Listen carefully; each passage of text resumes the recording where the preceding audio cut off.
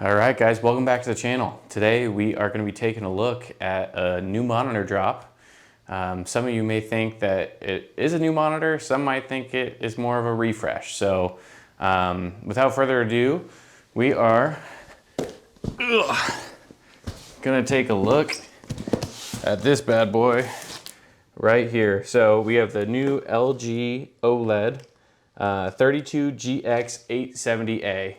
Another terrible naming scheme for a monitor, but I don't think anything is changing there anytime soon.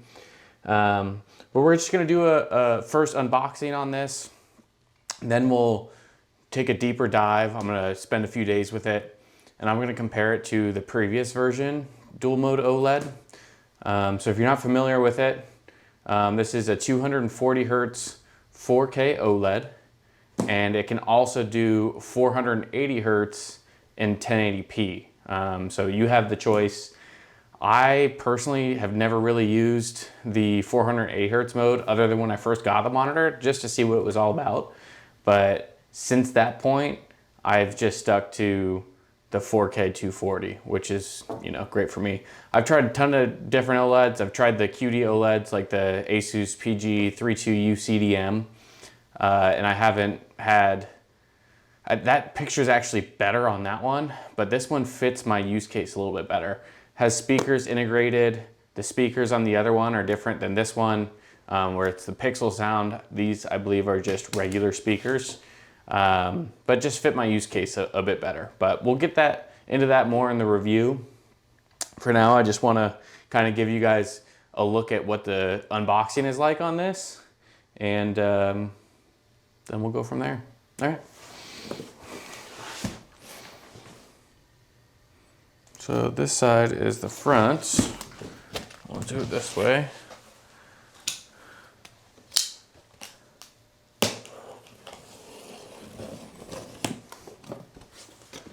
There.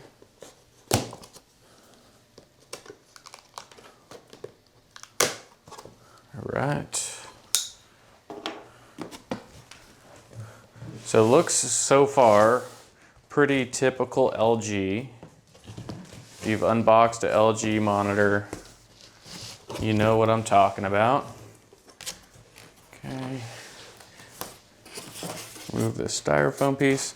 I actually did this upside down. You actually want to do it the other way around, but I think we'll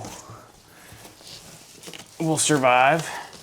You got the panel in here, which I'm going to put aside for now and make sure that we don't damage it.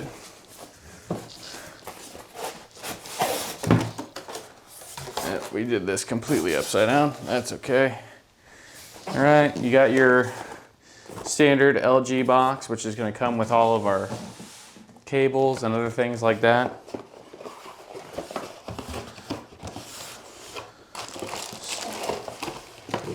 So it's got our power brick. Has our power cable that goes into the power brick. Has a HDMI cable. It says ultra high speed.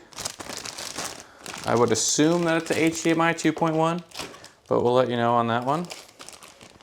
Has a USB-C cable. So part of this new version of this monitor is USB-C charging. It says it's a high-speed data port, so I'm hoping that it also gives you USB-C availability in terms of a display port. But I'll let you know on that in the review. And then a DisplayPort cable. So one of the controversies with this box, or with this monitor so far, is they claim it's DisplayPort 2.1, but apparently it's not really. It's less than the full data that that DisplayPort 2.1 gives you. So you are getting less than what they are advertising for, which is unfortunate. But the rest is just regulatory information, warranty, user manual, and all that stuff. Okay.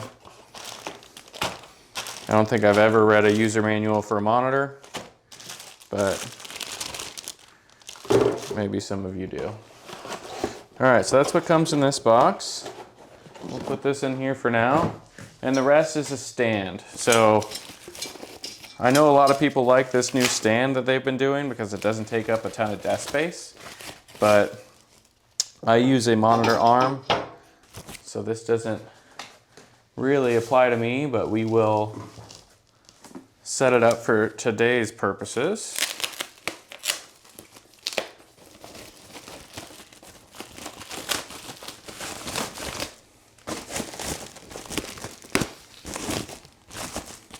And yeah, this monitor, you know, they launched at the same price that the previous one did, at 1,400 bucks. I think that at that price point, it's not very competitive, especially if it's not really full DisplayPort 2.1. I think that they need to come down in price. I got my other LG, the previous model, the 32GX870A, open box excellent for like 895 bucks. And you could regularly find it on sale, especially like Black Friday and on, for like 1,000 bucks. So to pay like an extra $400 or $500 for this, I don't think it's gonna be worth it. I mean, obviously if they're both the same price and you can buy this one or the old one, get the new one. But if you are currently a LG dual mode owner, I don't think it would be worth the upgrade, but that's kind of what this is all about. Okay. There was only one thing left in the box that I didn't take out. I believe this is a cable management hider for the back of the monitor. Okay.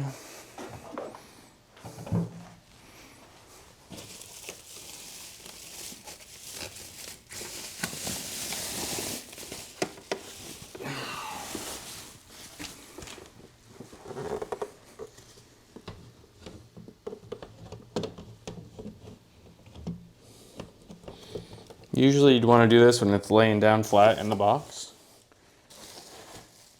But since I'm doing everything backwards today, we're going to see if we can just slide it right on there. There you go. All right, it's pretty sleek. Same design language as the previous model. Goes up and down. Will it go? Yep. It will go full portrait mode if you're into that sort of thing. It did. It did nick the stand. Did that? Wow. That's a design flaw. Kind of nicked the stand right there a little bit. And scratched the stand. Hopefully there's no scratch on the actual corner of the monitor. But be aware, make sure that when you're rotating that way, push it a little bit forward so you don't scratch your stand. Because if you're like me and you're a little OCD, you definitely don't like scratching your brand new stuff, especially when you spend the kind of money that this costs. So, but yeah, there you have it. Excited to fire this thing up, see what's different about it versus the previous model. Looks to be the same finish that the last one was, at least on the screen. So got kind of that matte coating, which for me is a great thing. Having a studio light and everything in the, in the room, definitely helps having more of a matte coating to diffuse that light. But you will get a nicer, more crisp, more colorful image off of a QD OLED or something with a glossy panel. So keep that in mind. This might not be the one for you if that's what you're looking for. But anyways, I will get this thing in there and I'll use it for a few days and let you guys know what my thoughts, if it's worth an upgrade from the previous model, or if this is a complete waste of cash. We'll let you know soon. All right, guys.